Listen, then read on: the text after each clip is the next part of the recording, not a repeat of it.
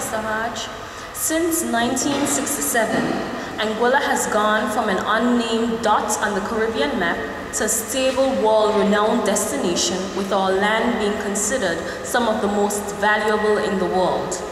How much of a role has good governance played in achieving this? You'll have 1 minute and 30 seconds to answer this. I believe that we've been blessed in having probably the best piece of real estate in the world. Good governance has nothing to do with it. It has more to do with the fact that we are considered to be a quiet destination. We're a quiet destination, wonderful climate, small population, very low crime, and as such, we are good for the picking. And you'll find that a lot of developers are looking for places like this around the world, where they have passive society, beautiful beaches, warm tropical conditions. Those are the kinds of things which are ideal. What we need to do is to ensure that we make it work for us. And at the moment, I'm not sure if it's working for us, because I don't see where our people are benefiting as much from Anguilla's prosperity as they should, simply because we're not seeing many Anguillans moving up the employment hierarchy as a result of Anguilla's so-called prosperity. Thank you.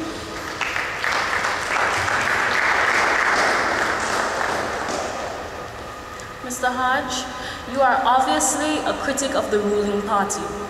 Please tell us what you think was the single biggest mistake they have made while in power, and if you are willing, tell us what decision they made that you thought was a good one. You'll have 2 minutes to answer this.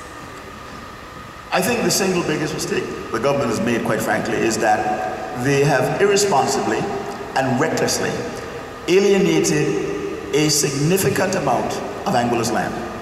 Significant amount of Anguilla's land. And quite frankly, in the process of doing so, we are not seeing the benefits coming back, trickling back to Anguilla. And we're finding that, for most part, the employment opportunities that we're hearing about in that same hospitality sector are the very low-end jobs that's paying between $4 and $5 an hour. And there are very few Anguillans who are working in senior management in most of those high-end jobs.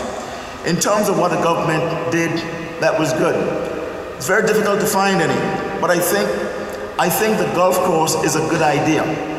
However, I'm very concerned that in the process, once again, we have alienated a significant amount of Anguilla's land, for which we have gotten very little, we've gotten nothing really in return. And as we all know, the golf course is a problem project, because there is some uncertainty as to whether or not that project is going to continue and who will be the owners going forward. Thank you very much. We will now go over to Ms. Deanne Rogers. Mr. Hodge, what do you think about a register of interests for the members of the House of Assembly in order to guarantee that the members of government do not grow unexpectedly rich while in power? We have 1 minute and 30 seconds. I think it's a fantastic idea, Ms. Rogers. As a matter of fact, a couple of days ago, we signed a commitment at the St. Mary's Anglican Church, and all of the politicians signed this document. You will find it very interesting that I helped to draft that. I helped to draft that some months ago because we saw that as something that's absolutely critical. Because we have situations where once folks are elected, they tend to behave as though the country is theirs.